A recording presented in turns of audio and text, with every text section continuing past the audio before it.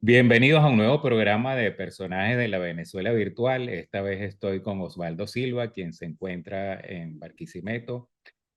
¿Cómo estás, Osvaldo? ¿Cómo te va, Aló, Osvaldo? hola, ¿cómo estás? Muchas gracias por esta invitación y espero que el material que tengo disponible sea útil para todos ustedes. Mi nombre es Osvaldo Silva Morales, soy médico veterinario egresado de la Universidad Central en 1969 y profesor jubilado de la misma Universidad Central. Actualmente me desempeño como presidente de la Sociedad Divina Pastora y también estoy dentro de la Cofradía Divina Pastora, además de mis trabajos normales como médico veterinario. ¿Siempre fuiste creyente de la Divina Pastora? ¿Desde cuándo eres parte de la Sociedad de la Divina Pastora? ¿Qué ocurrió para que entraras ahí o fue una cuestión desde joven? Bueno, esto es una actividad que en Lara es muy frecuente y en el caso particular yo soy la tercera generación dentro de la Sociedad Divina Pastora. Primero estuvo mi abuelo, José Félix Morales, luego estuvo mi mamá, Carmen Morales, y ahora estoy yo como herencia trabajando y tratando de mantener la estructura de la Sociedad La Divina Pastora, que es una agrupación que se fundó el 28 de enero de 1887. O sea que este año estamos cumpliendo 137 años. Y se fundó con la finalidad de rendirle homenaje a la Divina Pastora en su visita a Barquisimeto. Entonces, esa ha sido una actividad que se ha desarrollado todo el tiempo en la sociedad, que llegó a conformar una estructura muy activa en las etapas iniciales y actualmente estamos en una situación como de reposo porque la mayoría de los socios han muerto y quedamos muy pocos, pero siempre estamos manteniendo el mismo ideal que eh, participaron los socios fundadores, que es rendirle homenaje a la Divina Pastora. Y ustedes participan, por supuesto, bueno, eh, cuidando a la Virgen y durante el año tienen actividades, pero ¿cuál es el rol que tienen en estas festividades relacionadas con el 14 de enero? ¿Tienen Bueno, mire, parte en esa festividad? ¿Cuál es el rol que tienen? en este, en la, para en la festividad del 14 de enero, nosotros participamos como sociedad, tenemos, colocamos un arco a la entrada de la Plaza Macario Yepes, que esa es una tradición que data de 1899, que ya para 1902 la sociedad le había dado una estructura, nombró una comisión que era la encargada de elegir ese arco de triunfo lo llamaban. Era como un homenaje de entrada a la Barquisimeto de la Divina Pastora. Y como parte integrante de la cofradía es una institución mucho más nueva, tiene aproximadamente unos 10, 11 años que se fundó, pero que trabaja en conjunto con el grupo de celadores para tratar de resguardar la imagen de la Divina Pastora a lo largo de la procesión y en las visitas a las diferentes parroquias. También se encarga la cofradía de intercambiar los que llaman los cargadores de la Virgen, porque a lo largo de la procesión, eso es el trono donde viaja la Virgen es muy pesado. El trono sin nada pesa 520 kilos, más la Virgen, el puro traje de este año pesa alrededor de 20 a 30 kilos, más 200, 300 kilos de flores. O sea que es un peso bastante alto y requiere un buen número de personas que hay que ir rotando periódicamente. Entonces es una actividad de la cofradía. Además existe el equipo de acompañamiento que también está más o menos desde el año 2011, un cordón que se forma alrededor de la Virgen para facilitar el tránsito, la movilización, porque la procesión ha ido tomando cada año un mayor número de feligreses, ha ido aumentando y esto dificulta notablemente. Las primeras procesiones eran muy cortas, eran relativamente pequeñas, ¿cuánto? 1 o 2 cuadras de personas. Y eh, en estos momentos es una cantidad inmensa. Algunos hablan de millones, unos dicen que 2 millones, otros 3 millones. Yo digo que es demasiada gente la que va a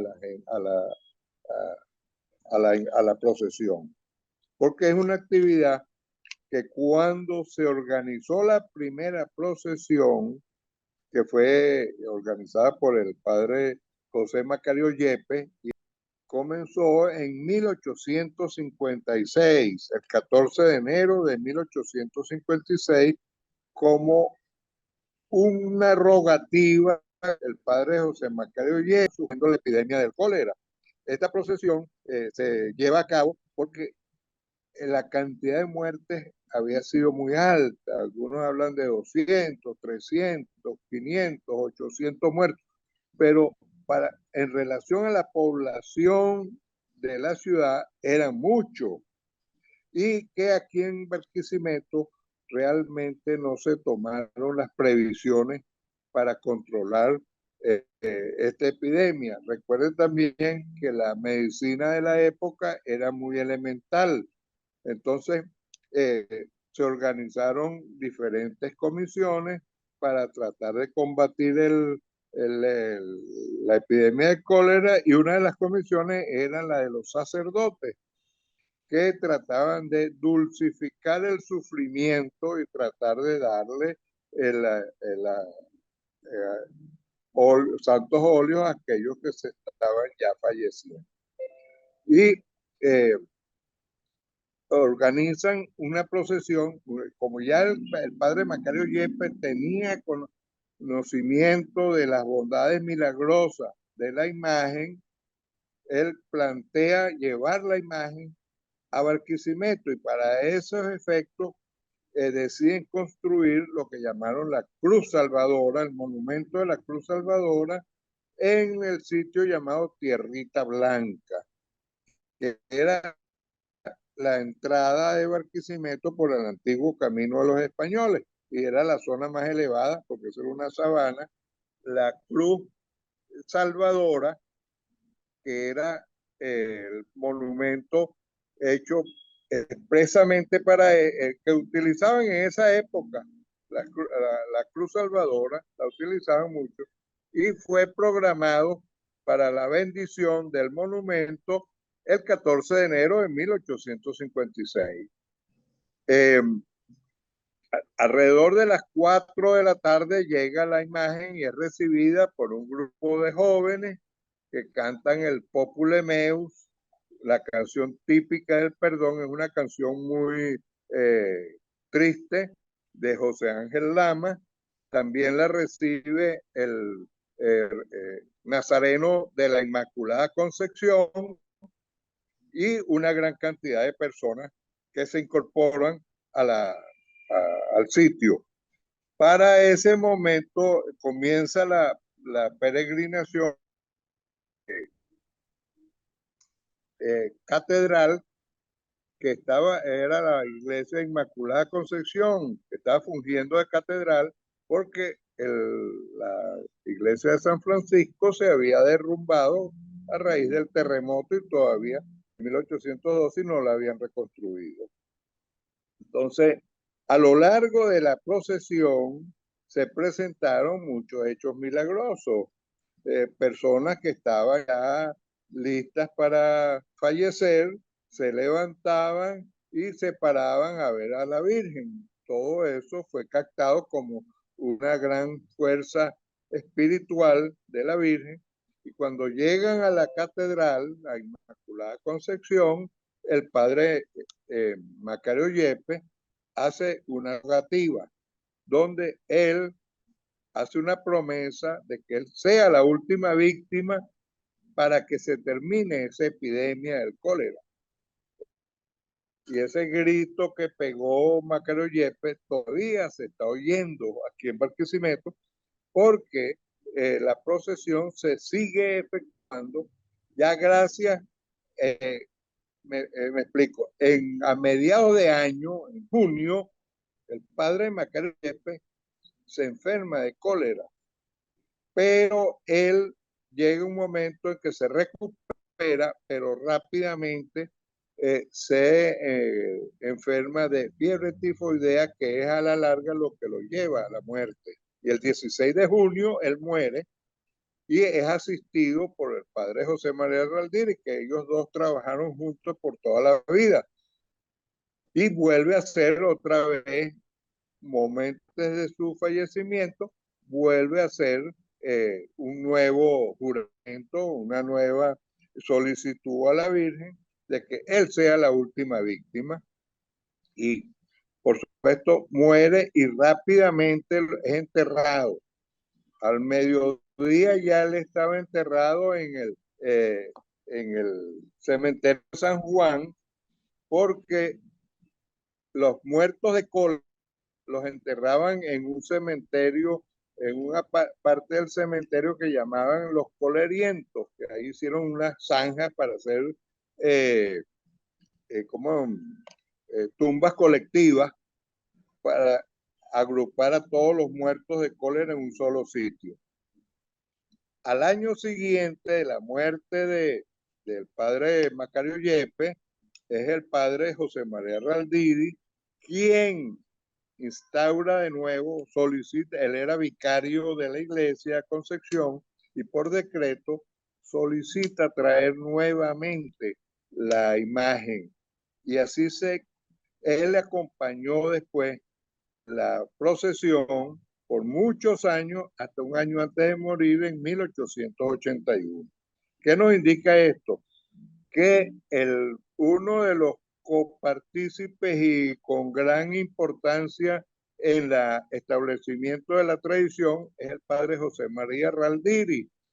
Esto es algo muy parecido con el creador de la advocación divina pastora, Fray Isidoro de Sevilla, que él crea la advocación en 1703, pero él muere en 1750 y no llega a ver en vida los frutos de su advocación, del éxito, porque tuvo muchos problemas.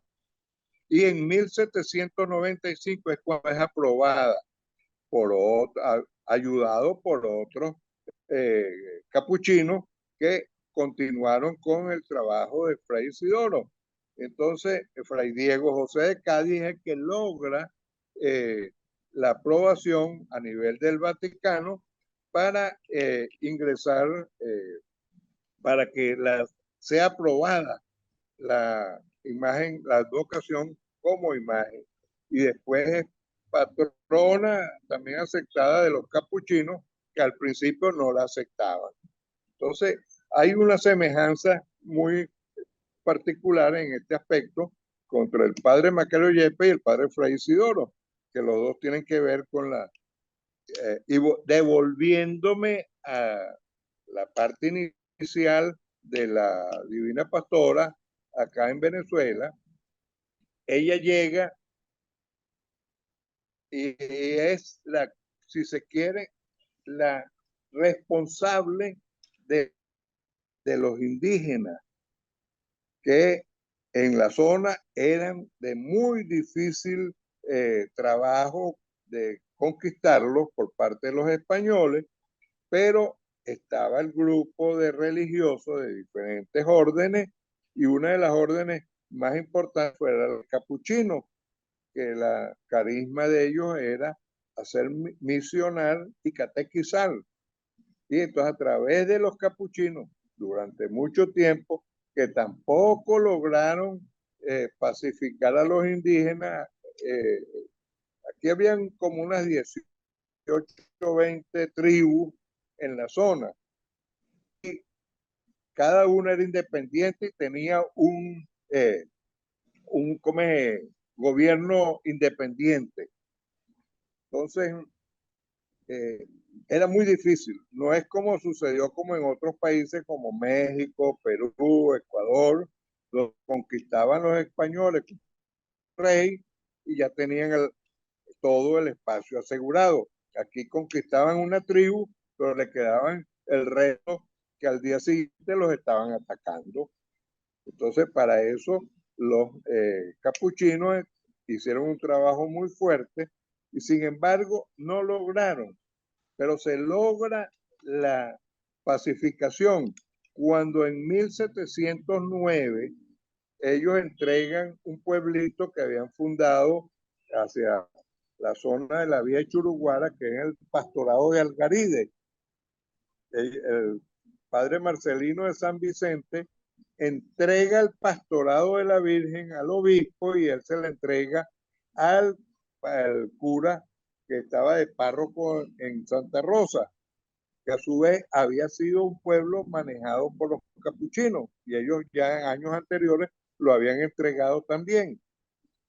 Y este padre, el padre Sebastián Salazar y Ruiz, es Bartolomé Salazar y Ruiz, es el que logra la gran pacificación de los indios. Él permaneció un tiempo prolongado en Santa Rosa y llegó a tener tal contacto con los indígenas que cuando lo jubilan, ya estaba viejo, lo mandan a Duaca, los gallones iban a visitarlo a Duaca para saludarlo y seguir obteniendo sus consejos.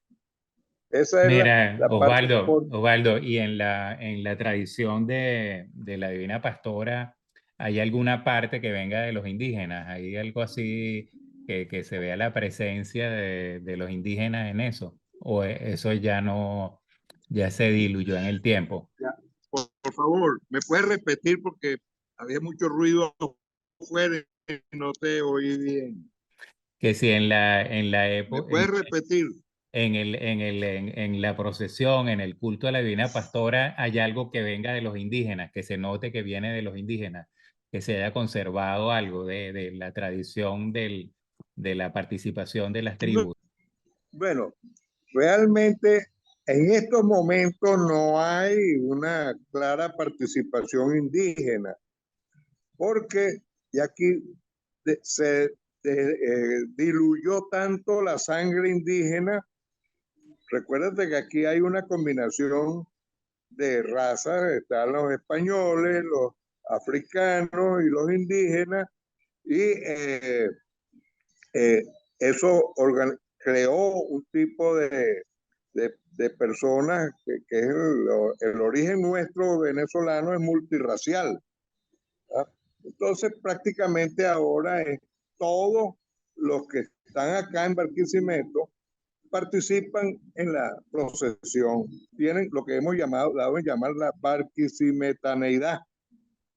Que eso trata de que el que viene a Barquisimeto prácticamente adquiere los genes de la barquisimetaneidad, ¿no? Y por eso la participación es inclusive eh, espontánea, ¿no? Porque estamos tratando de que esa promesa que hizo el padre Macario Yepes es una, prácticamente es una eh, petición que se sigue haciendo porque cuando nace la Divina Pastora en Sevilla, había una situación de deterioro social muy fuerte, social político, administrativo, económico, ¿ves? Y la Divina Pastora, por eso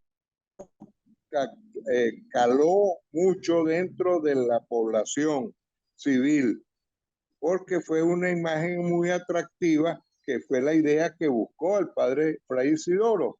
Y por supuesto, cuando llega aquí a Venezuela, prácticamente hace lo mismo. Y actualmente también estamos en una situación difícil, económica, política, administrativa, etcétera, que trata de, la Divina Pastora es la, la, la intermediaria para tratar de solventar los problemas. En España se encontraba el padre Marcelino de San Vicente, como era el prefecto de la misión de los Llanos, y para la época él estaba haciendo sus gestiones administrativas referentes a, a la misión, pues, tratando de conseguir material para la misión, y él vivió el nacimiento desde 1701 que él estuvo ahí hasta 1706, vivió el nacimiento de la advocación. Y cuando él regresa, por supuesto que él aprovecha y trae material de la advocación para utilizarlo en la misión de catequizar a los indígenas. ¿Mm? Por y eso él, llega tan rápido el conocimiento de la advocación a todas estas zonas de Latinoamérica. Y en particular, como él era el prefecto de la misión de los Llanos, bueno, comenzaron a utilizar ese esquema de catequizar. En 1709, en 1600, ya va, es que se me confunden las cifras. En 1709, ya ellos entregan el pueblo de Algaride, el pastorado de Algaride, al obispo. Ya habían entregado previamente el pueblo de Santa Rosa, que lo manejaban los capuchinos. En el momento en que ellos entregan, el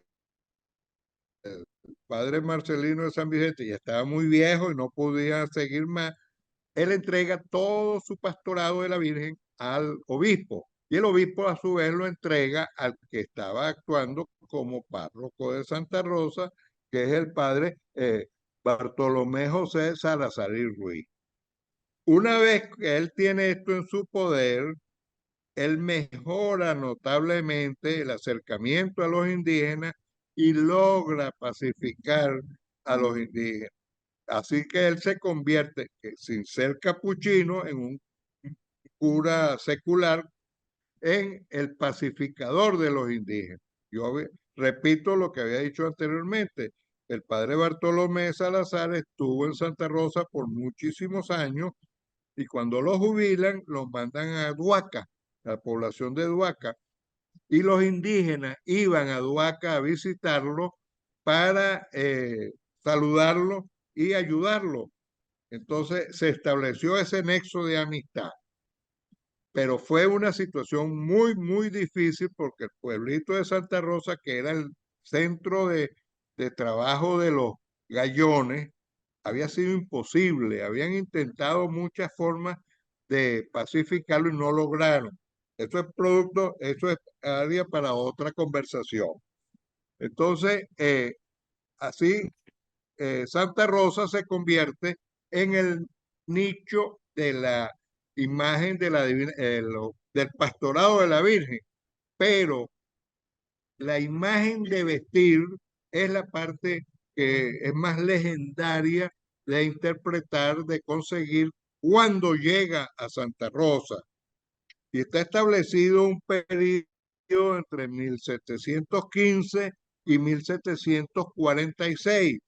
Ese periodo, en ese lapso de tiempo, es cuando puede haber llegado la imagen. Y esto es muy sencillo. Eh, Antes de 1715, en 1715 habían hecho, la iglesia hacía unas inspecciones a todas las parroquias y levantaban un informe. Y en el informe no estaba registrada la presencia de la imagen de la Divina Pastora. Y para cuando llega el segundo a inspección en 1746, sí reportan la presencia de la imagen de la Divina Pastora. Ya para ese momento estaba como párroco el padre Sebastián Bernal. Entonces, en este interín, algunos dicen que fue donada por los capuchinos en agradecimiento a, los, a las tareas que había cumplido el padre Bartolomé de Salazar. Otros dicen que fue solicitada a, a España, porque ese tipo de imágenes no se hacían aquí en Venezuela, no habían los artesanos específicos para la creación de imágenes, y aquí es donde interviene el hermano Nectario María, donde él, con una explicación legendaria, establece, logra, ¿cómo te digo yo? Asimilar la llegada de la Virgen, asumiendo que el párroco de Inmaculada Concepción pedía una Divina Pastora y el párroco de Santa Rosa pedía una Inmaculada Concepción al mismo escultor. Da la casualidad que los cajones se cruzan y llega a Santa Rosa el de la Divina Pastora. Entonces, cuando lo destapan el cajón y se dan cuenta de que no es la Inmaculada, él decide devolverlo. Y los indígenas, esos venían, era prácticamente partes de la escultura, la cabeza, las manos y los pies. O sea que no era muy pesada. Cuando él manda, él consulta con el vicario de capitular y el vicario le dice, devuelva la imagen. Cuando tratan de devolverla, los indígenas que estaban encargados del traslado encuentran que está muy pesada y no la pueden levantar. Vuelve a hablar con el vicario y el vicario le dice, bueno, déjela en Santa Rosa. Ese es el origen legendario que crea el hermano Nectario. Hay muchos autores, algunos autores, inclusive eclesiásticos, que refutan esta teoría, pero tampoco aportan para pruebas en lo contrario. Por lo tanto, esa leyenda del hermano Nectario se ha mantenido y es la que se considera actualmente eh, eh, en vigencia. Y el estimado de fecha de llegada está alrededor de 1736 a 1739. Aquí vamos a acotar que el padre Sebastián Bernal, que estaba de párroco desde 1736, él duró muchísimos años, más de 50 años, fue el que se encargó de promover y enaltecer la imagen de la Divina Pastora y era muy visitada, ¿ves? Muy visitada. Y él inclusive la llegó a nombrar heredera universal de sus bienes. Tan, tan es así que él se preocupó de que la Divina Pastora fuera muy difundida como una advocación, como una intercesora. Que incluir también después, tiempo después, al padre Macario Yepes, que, que el padre Macario Yepes estuvo en Santa Rosa con motivo de la reconstrucción. Él fue párroco interino de Santa Rosa y a raíz del terremoto de 1812, ahí es donde viene uno de los primeros milagros también de que se derrumbó el templo, pero la capilla, la nave donde estaba la Divina Pastora, quedó indemne, no le pasó absolutamente nada y eso lo toman como un hecho milagroso. Esa actitud de la zona donde ella estaba quedó completamente sin daño, es un milagro. Y cuando el padre Macario Yepes va a Santa Rosa, él le construye una pequeña ermita sobre los escombros del templo y ahí comienza también la gran afluencia de los vecinos a ir a rezarle a la Virgen. ¿Ah? Ya por eso el padre Macario Yepes tenía conocimiento de la Divina Pastora cuando se presenta la época del cólera, que es el otro evento en 1856, eh, él acude intercesora. Y fíjate tú que aquí hay otro detalle muy importante, que es el sitio que ellos escogen para llevar la imagen, que habíamos dicho, Tierrita Blanca, y ahí construyen la Cruz Salvadora. También la hacen como un desagravio a la derrota que sufrió Bolívar en la época de la independencia. Hay que acotar que estábamos en plena época de independencia, de la lucha eh, de guerra, era muy fuerte. Y entonces Bolívar perdió esa guerra y hubo una gran cantidad de muertos. Inclusive, ahí llegan hablan de más de 1.000 muertos que fueron enterrados en lo que llamaron la Laguna de los Muertos, que es un sitio que está algo más adelante de, de, de Tierrita Blanca, donde enterraron también en fosa común a todos esos muertos. Y por eso es que hay esos tres eventos, y Tierrita Blanca se diferencia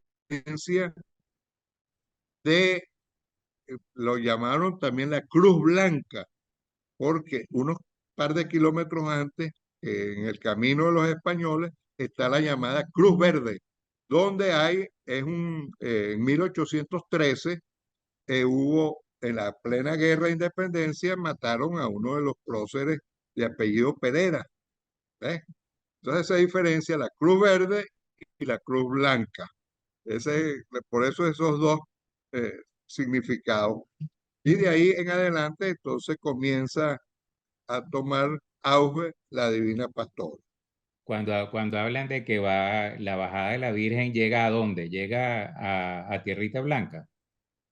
Bueno, cuando viene la Virgen, ahí la primera vez se hace una combinación de una comisión de personas que el padre Macario Yepes es el que da la idea y motoriza junto con el padre Raldiri. Pero el personal, el hermano del padre Raldiri construye, José Mariano Raldiri, construye el monumento, y el señor Antonio Peraza tramita los permisos para la traída de la Virgen. Y entonces ahí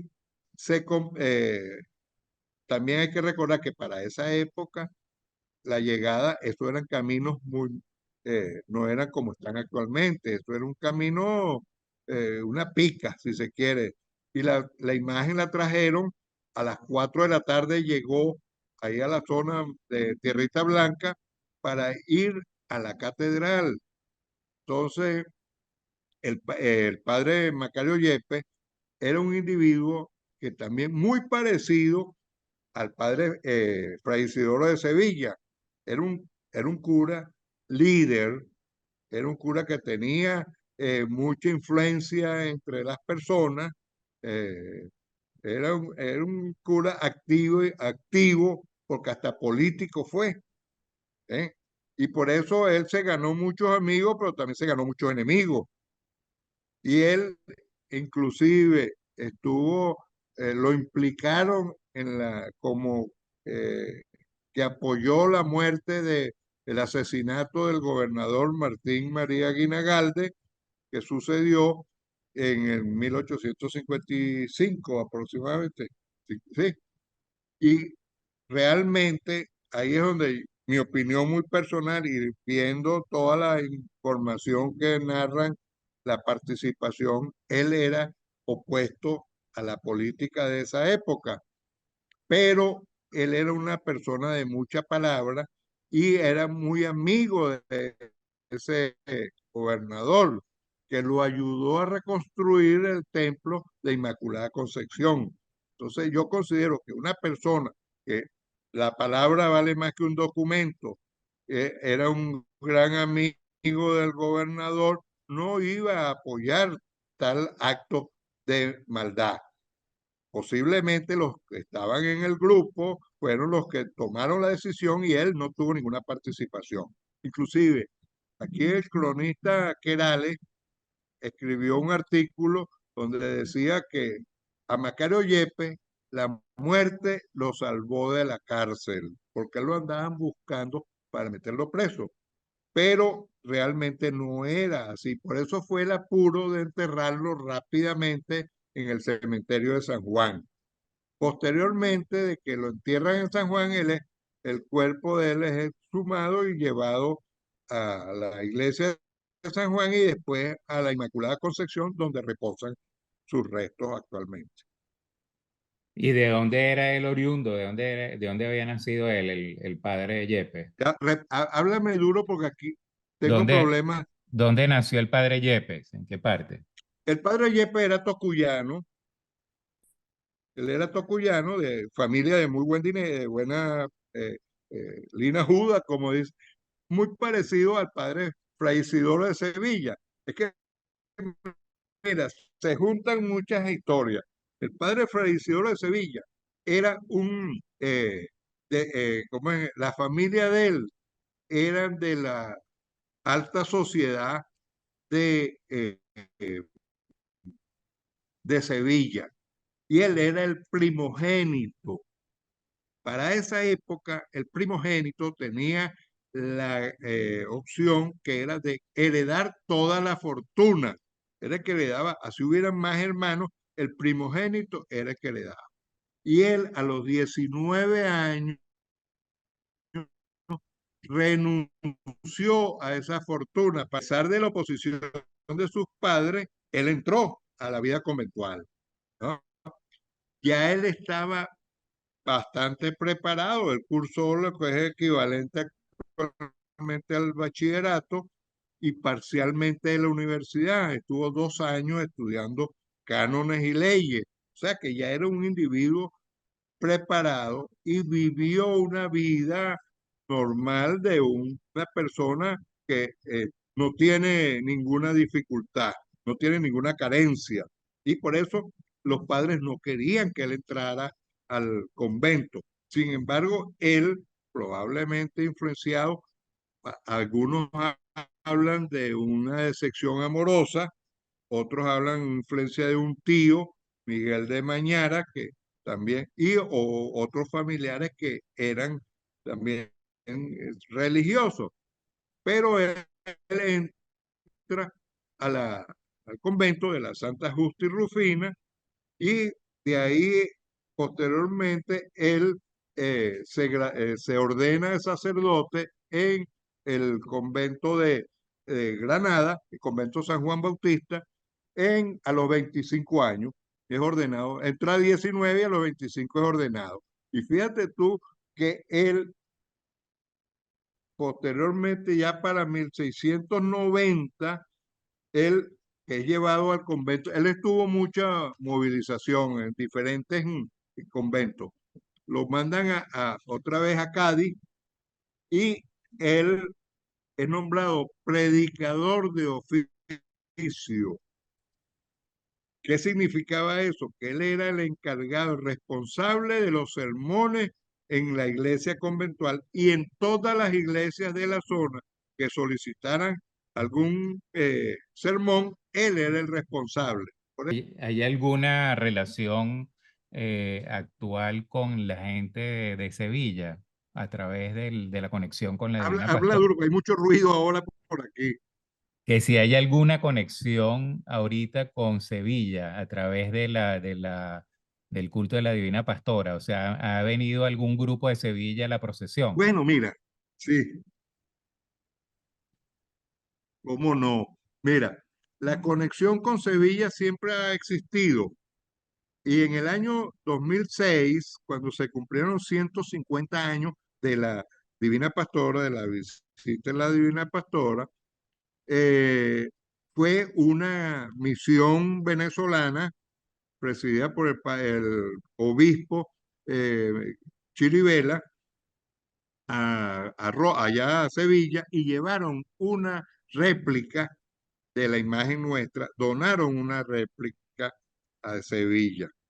Bueno, fíjate tú, eso fue, no estábamos hablando nada de la migración que ha habido últimamente.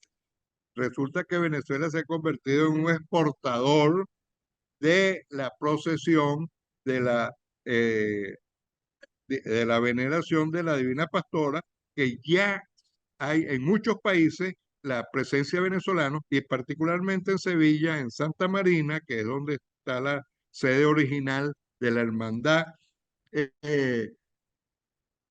Está un grupo de venezolanos que ellos en 14 de enero sacan a procesionar la imagen de la Divina Pastora. Esa, y ha habido ese intercambio que ahora es al revés. Antes vinieron los españoles con la Divina Pastora, ahora mandamos de Venezuela un grupo de venezolanos a que ellos también hagan lo mismo allá en Sevilla.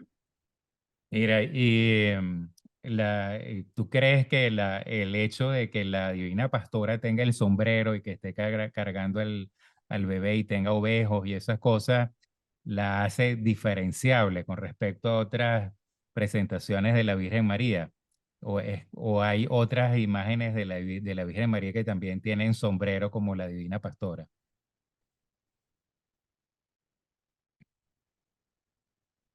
Bueno, mira, eso es interesante porque precisamente en esa época en que sale la imagen de la Divina Pastora, la creación de Fray Isidoro de Sevilla, eso no fue obra de un momento de que ya voy a hacer esto y lo pongo a opción. No, él había tenido en años anteriores una experiencia muy buena en Cádiz, donde él había participado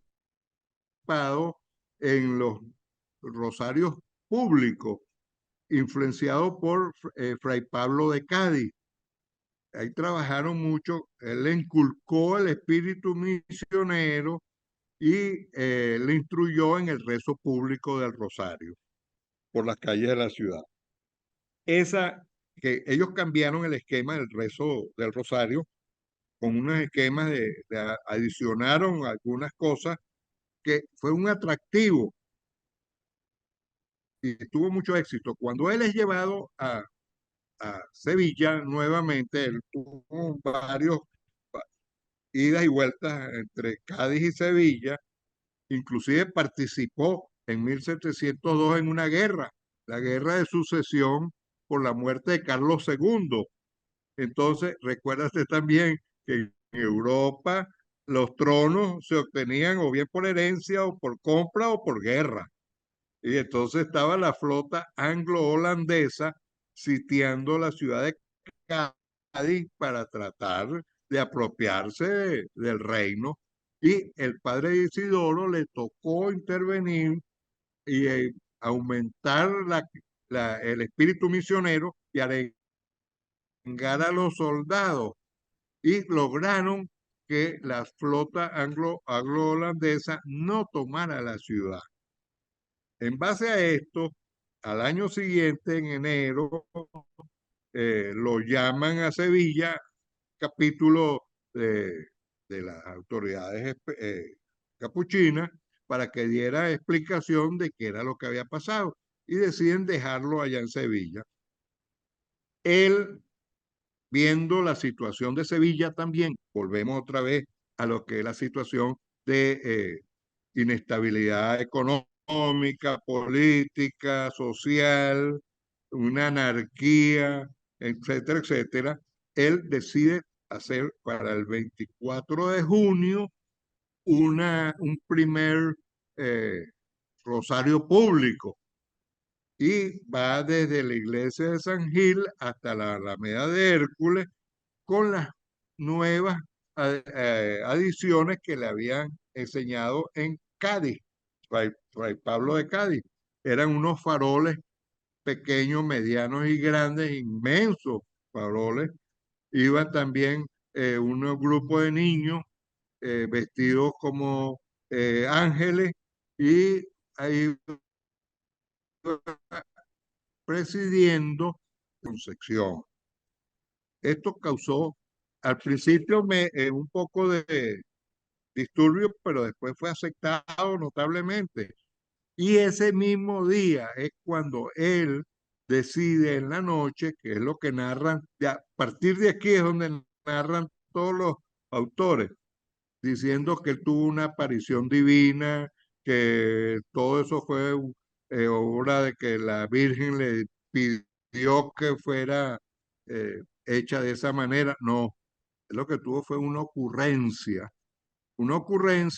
y él estaba también frente a una situación de que el capuchino no tenía ninguna vocación, porque todas las vocaciones que ellos usaban, particularmente la Inmaculada Concepción, era propiedad de los franciscanos. Recuérdate que los capuchinos es una orden que viene de los franciscanos, ¿eh? Una rama de los franciscanos.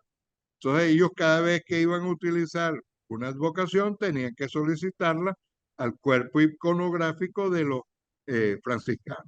Él decide que los capuchinos tenían que tener una advocación propia. Y ahí es donde él comienza, pasa toda la noche meditando y rezando, y para la época era muy frecuente, muy común el tema pastoril. Estaba muy arraigado el tema pastoril, y entonces a él se le ocurre, ¿por qué no hacer una imagen vestida de pastora?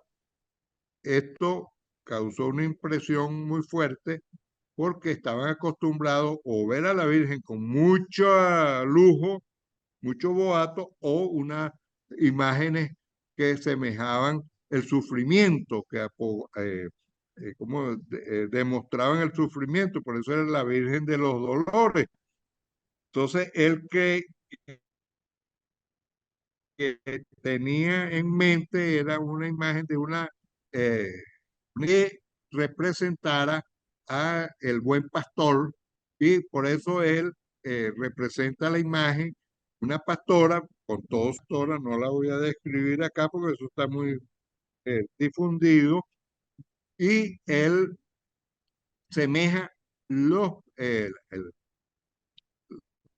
las personas por sendas ovejitas que le están llevando en su boca unas flores, unas rosas, que significan la Ave María. Y inclusive ella, comportándose como pastora, defiende a todo su rebaño como buena pastora, y sale al fondo una ovejita descarriada que el lobo, como ente del mal, se la quería comer. Pero viene un ángel y la defiende, porque la divina pastora defiende a todos sus a todos sus pastoreados. También sale que una corona, que un par de ángeles tratando de coronarla, como para decir que era la reina de, eh, de las personas, pues del mundo. Esto él se lo lleva al día siguiente. Volvemos a lo caso de la herencia que él tuvo, que él tenía, era aspirante, que tuvo que ir a casa del hermano a pedirle eh, ayuda para este proyecto. Este proyecto que él trata de desarrollar como misionero, quiso hacer un esquema completo de cómo catequizar y de llegarle a la gente más humilde, porque la idea de él era estar en contacto con un pueblo sencillo. A él no le importaba la alta realeza, sino el pueblo en general, que era donde ellos se desarrollaban, los capuchinos. Entonces el hermano, por supuesto, que no se negó y le financió el proyecto, y es donde él ocurre a casa del pintor, un pintor de la época.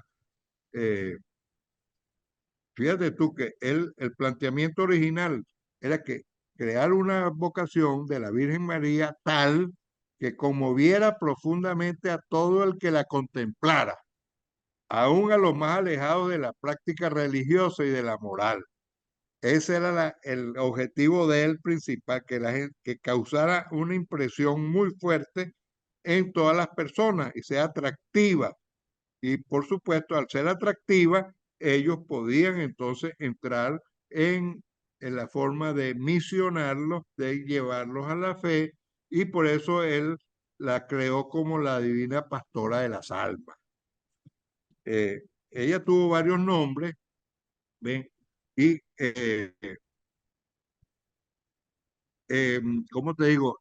Él va al pintor Alonso Miguel de Tovar, que era un discípulo de Murillo, uno de los grandes pintores de la época, y le da la descripción de lo que él quiere. Eso es una de las cosas más interesantes que el padre Fray Isidoro de Sevilla, a mi parecer, muy personalmente, era muy terco y era muy exigente. Él pidió, tenía que ser de tal manera y así tenía que no le dejó al pintor ni mayor opción, sino para los adornos externos, que influyera en otras cosas. Pero el eje central de la pintura tenía que ser como él la hizo, sentada en una piedra, bajo un árbol, rodeada de unas ovejitas, unos corderos, y no tenía niños. Eso es muy importante. No tenía niños porque ella representaba a Jesús, él presentaba a Jesús como un cordero. ¿Eh? Entonces, eh, esa imagen la hace el pintor en una pequeña placa de cobre que fue la que se difundió notablemente. Después de ahí tomaron cualquier cantidad. Fue la imagen más difundida para la época. Bueno, buenísimo. Mira, bueno, te agradezco todo lo que nos has contado y la información que nos has dado y bueno, y que hayas participado en este programa de personajes de la Venezuela virtual con este tema tan venezolano como es el culto a la Divina Pastora, que cada vez es mayor y que forma parte de nuestra venezolanidad ya. Así que bueno, te mando bendiciones desde Viena, un abrazo y muchas felicidades entonces. Muchas gracias por haberme dado este espacio y espero que mi exposición haya sido o haya llenado el cometido que tú estabas esperando. Ya me lo había planteado mi amigo Osvaldo Rodríguez, que fue el que me conectó contigo, ¿ves?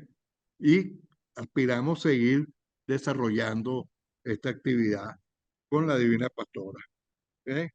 Yo estoy jubilado, ya yo tengo veintitantos años de jubilado y prácticamente ahora he estado dedicado de lleno a trabajar en función de la Divina Pastora. Y no me quejo, no me quejo, porque esto me ha dado también fuerza para seguir viviendo.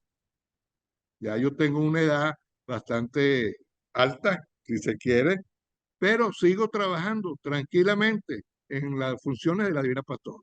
Ese es parte de los milagros de la vida.